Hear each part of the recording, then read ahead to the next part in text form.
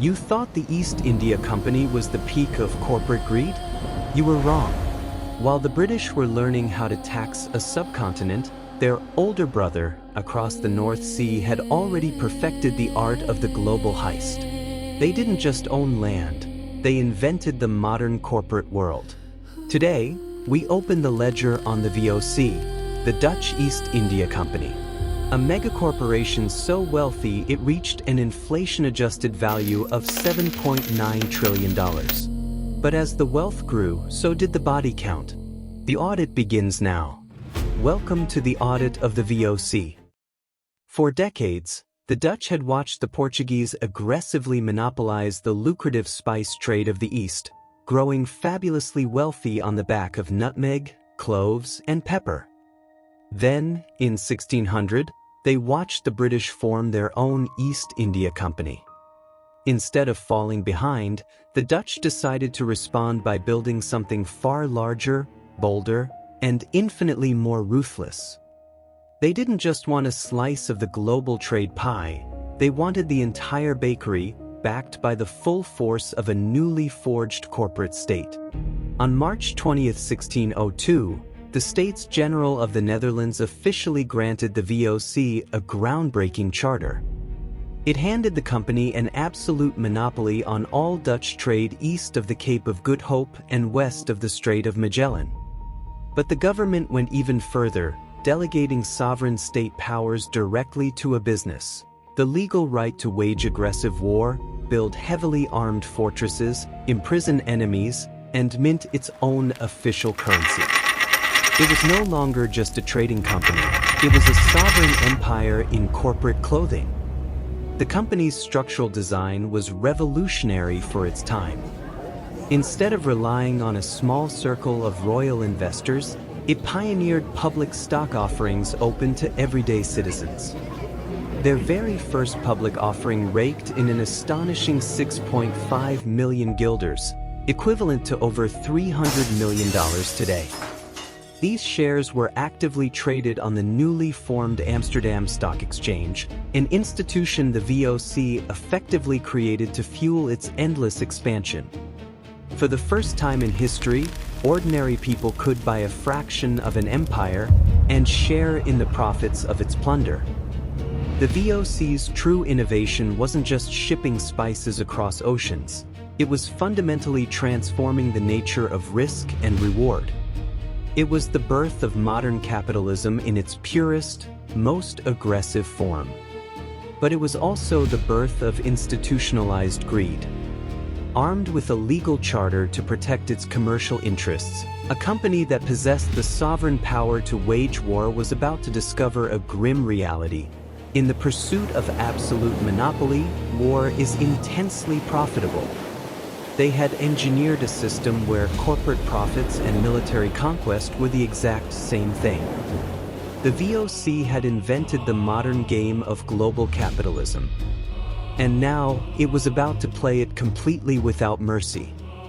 Freed from the moral restraints of traditional states and driven entirely by quarterly returns, the company set its sights on the heart of the Spice Islands. They didn't just want to outcompete local merchants. They wanted to exterminate any competition, crush indigenous sovereignty, and rewrite the rules of global trade in blood.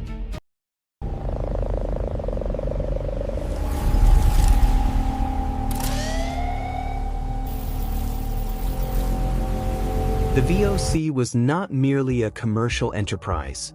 It operated as a fully sovereign state. Its sweeping royal charter granted it the extraordinary legal right to wage aggressive war, construct formidable fortresses, mint its own official currency, and publicly execute prisoners. With the power to appoint colonial governors, raise private mercenary armies, and negotiate binding international treaties, the company had effectively replaced traditional governments with a corporate boardroom. The VOC was the first modern corporation in history to exercise absolute sovereign power over foreign territories. It aggressively built a massive network of heavily armed forts spanning thousands of miles, from the Cape of Good Hope across the Indian Ocean all the way to Taiwan.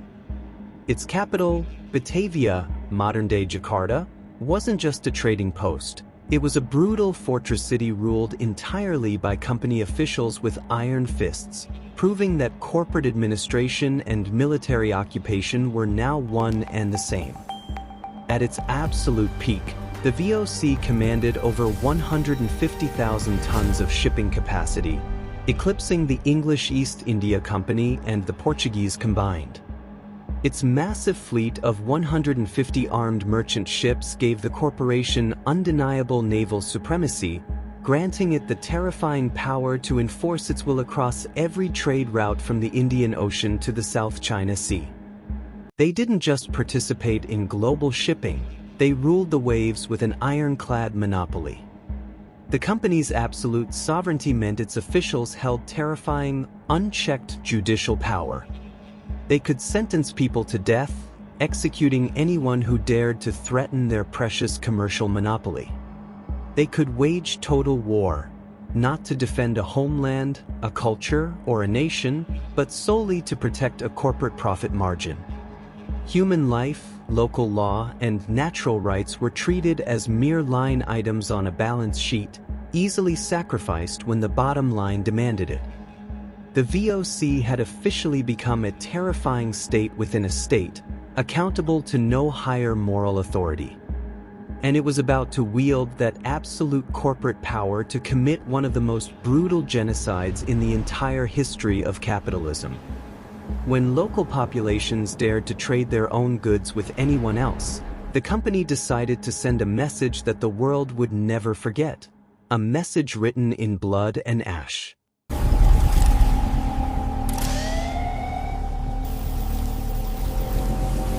If you're finding this audit of history's most powerful corporation fascinating, hit the subscribe button. We're uncovering the hidden ledgers of the past every Saturday here on Time Recalls.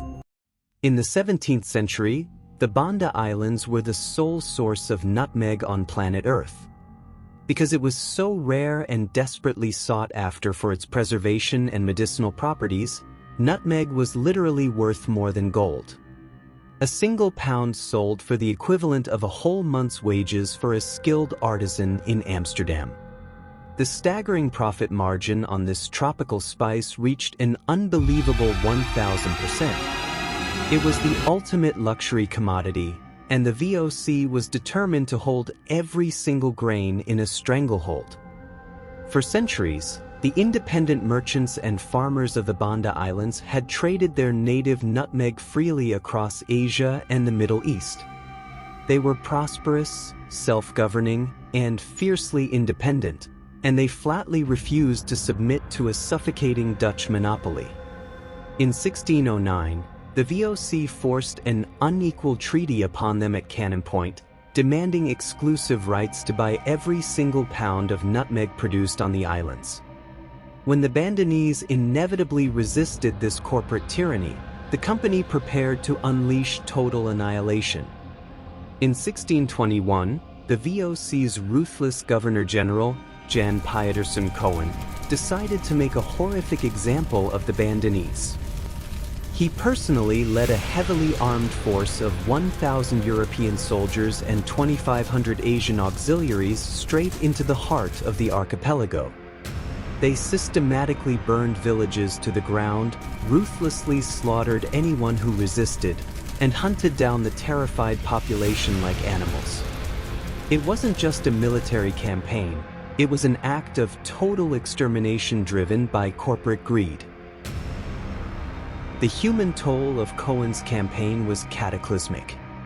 In the wake of the massacre, the native population of the Banda Islands was slashed from an estimated 15,000 souls down to a mere 1,000, with some historical estimates placing survivors at only 600. Those who managed to survive the slaughter were systematically rounded up, stripped of their freedom, and forced into brutal slavery to work the very nutmeg plantations they once owned.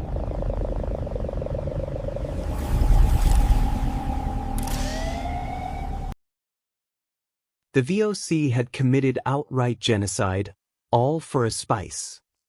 That staggering 1,000% profit margin wasn't just earned, It was written directly in the blood and ashes of the Bandanese people. Back in Europe, the company's shareholders never saw the slaughter, the burning villages, or the mass graves. They only saw the soaring dividends, completely insulated from the horrific human cost of their portfolio. For nearly 2 centuries, the VOC maintained an astonishing financial track record, paying out an average annual dividend of 18% year after year. At its absolute peak, that payout skyrocketed to an unbelievable 40% return. It wasn't just a successful business, it was the undisputed richest corporation in human history, fueled entirely by state-sanctioned violence and monopolistic control. The VOC's formidable empire stretched across the entirety of Southeast Asia and beyond, creating a vast network of extraction and control. It held absolute dominion over the island of Java, Formosa, Sri Lanka, and the critical choke point of Malacca. In Japan, it secured an exclusive trading post on the artificial island of Deshima, making the VOC the single foreign entity legally permitted to trade with the isolated Japanese empire. The high-stakes spice wars against England had been decisively won. The VOC's heavily armed navy stood unchallenged as the strongest military and commercial force across all of Asia.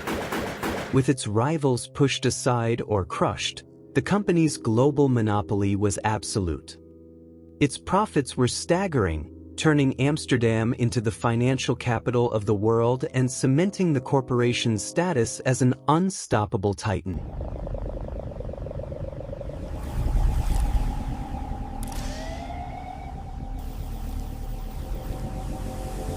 By 1640, the VOC's astronomical financial valuation reached 78 million guilders, dwarfing the English East India Company entirely and standing at a staggering 6 times the size of the entire Dutch national treasury. Its ruthless monopoly had successfully forged an unprecedented empire of immense wealth, all built directly on the ruins of a subjugated archipelago and the lives of those it crushed beneath its ledger. That consistent 18% annual dividend was never generated through fair trade or innovation.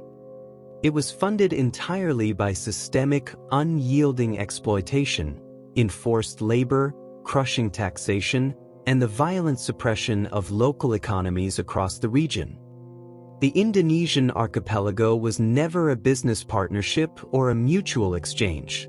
It was a captive colony, squeezed dry to satisfy investors thousands of miles away. But the VOC's majestic empire was ultimately built on shifting sand. Its immense wealth was generated entirely through artificial monopolies and brutal violence, never through genuine innovation or sustainable trade. By the late 18th century, the giant corporation was hopelessly corrupt, drowning in catastrophic debt, and crippled by staggering internal mismanagement. The titan of global capitalism was beginning to rot from the inside out.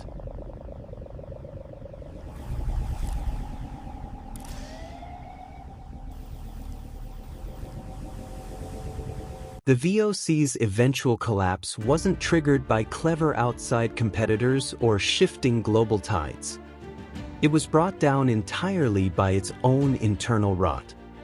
Company officials systematically embezzled fortunes, its once mighty merchant fleet rotted at anchor, and its vast overseas empire proved to be completely hollow.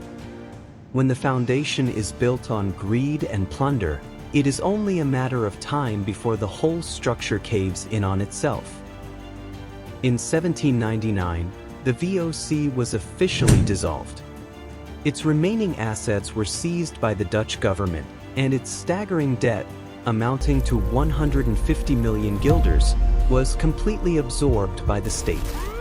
The megacorporation that had single-handedly revolutionized global capitalism had finally failed, not because its ruthless monopoly was broken by rivals, but because it had completely rotted from within.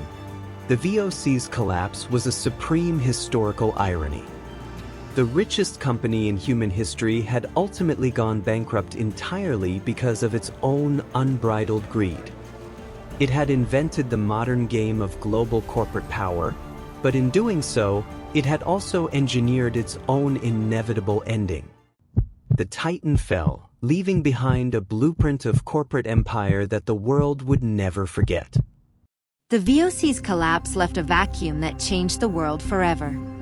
Which corporate audit should we conduct next? The Haitian Independence Debt Audit, or the $100 trillion Africa Scramble Audit? Let me know in the comments.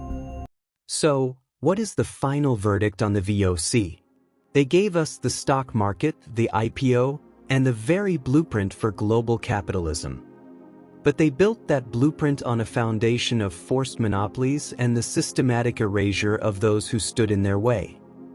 The $7.9 trillion didn't just vanish when the company collapsed in 1799. It transformed. It became the infrastructure of the modern world we live in today. The VOC wasn't just a company. It was the first time humanity proved that profit could be prioritized over sovereignty on a global scale. But while the Dutch were mastering the sea, a different kind of corporate empire was rising in the frozen north, one that didn't trade in spices, but in the very skin of the wilderness. Next Saturday, we head to the subarctic to audit the company that once claimed 15% of the Earth's land surface. The trap is set. Time recalls, and the audit never truly ends. I'll see you in the north.